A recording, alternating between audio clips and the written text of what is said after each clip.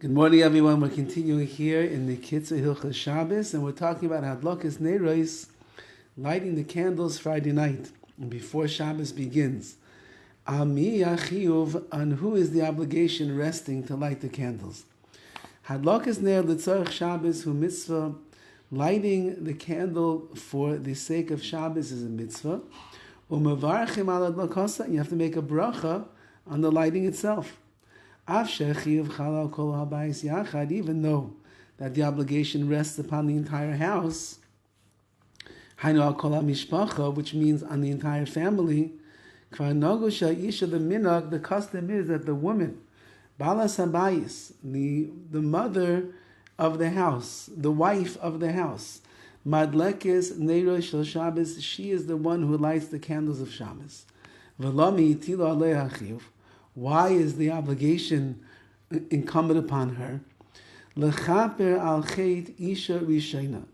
The reason is to bring an atonement to the sin that the original woman, Chava, the first woman of the world, committed.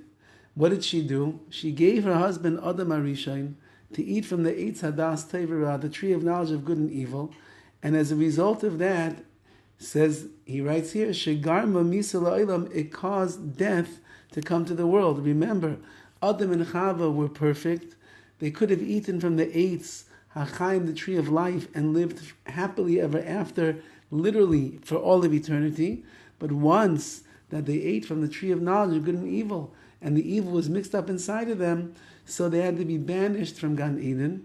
And being banished from there, they were no longer able to eat from the tree of life, and therefore they had to go through the process of Misa, of death, to be able to purify themselves from that sin which they did. So what did a woman do? She brought the death of man to this world. The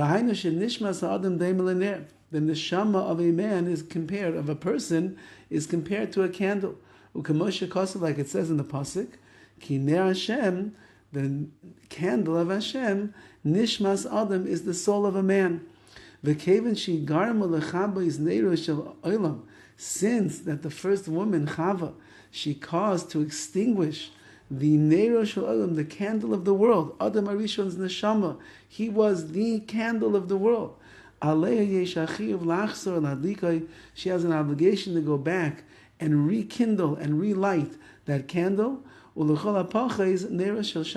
least let her do her job, let her do her part by lighting the candles of Shabbos. That's her obligation. And therefore, that's why the woman is lighting. She have big kavanas, big intentions while she's lighting the neiros. It's not just to perform the mitzvah of lighting the candles on Friday night, but it's also to rekindle the light of the world, of the neshama of Adam HaRishon, the neshamas of Klal Yisrael. Nevertheless, if the husband sees that the hour is getting late, and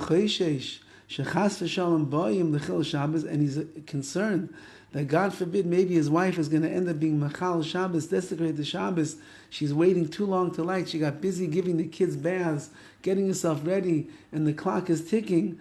So even though she should initially be the one that lights, Yadlik ba'atzma, he should light. In this case, v'lo yamtin lishto, don't wait for his wife, to make sure that there is no chilul Shabbos, no desecration by the lighting of the candles in their house. The custom is that even the husband has some chelik, some portion in the midst of lighting the candles. How does he do that? He prepares them for his wife. One of the things that a husband does is he lights the wicks and then he extinguishes them before Shabbos. That way it will be easier for his wife to light the candles and the wicks after the fact. So this is the custom of many husbands. They prepare, if you use oil, they fill up the bulbs of oil. If you use candles, they set the candles in place, and then they are supposed to light the wicks, and after they're lit for just a moment or so that they begin to loosen up and they become easier to light later on, then you extinguish them, and now when your wife goes to light the candles that night, so it will ignite that much faster, and she'll be able to perform the mitzvah in a more timely, beautiful fashion. Yesh noegim sheb'Shabbos Rishon achar leida. There are those that have the custom that on the first Shabbos after a woman gives birth, v'chein b'Yom Tov toich Shavua Rishon achar leida, and so too by a Yom Tov, like a Sukkot, Pesach, Shavuos, which is also within the week after she's given birth. Shabal madlik v'shel ishta hayoledes, a husband lights for his wife who has given birth already. We don't make her to schlep to the room and to light the candles. Sometimes she's very much resting, she's with the baby and the like, and therefore many have that custom. If your wife is such that she loves the mitzvah of Hadlakas Ner so much, she wants to light the candles, so we don't have to stop and get in the way, unless of course that is the minhag in the family. The husband always lights, but if she has that strong burning desire, she loves the mitzvah of Hadlakas Ner, she wants to rekindle and relight the neshama, the light of this world, so then even in that case, after the child is born, if she's able to make it to the dining room to be able to light, we let her come down and light the candles. All the best.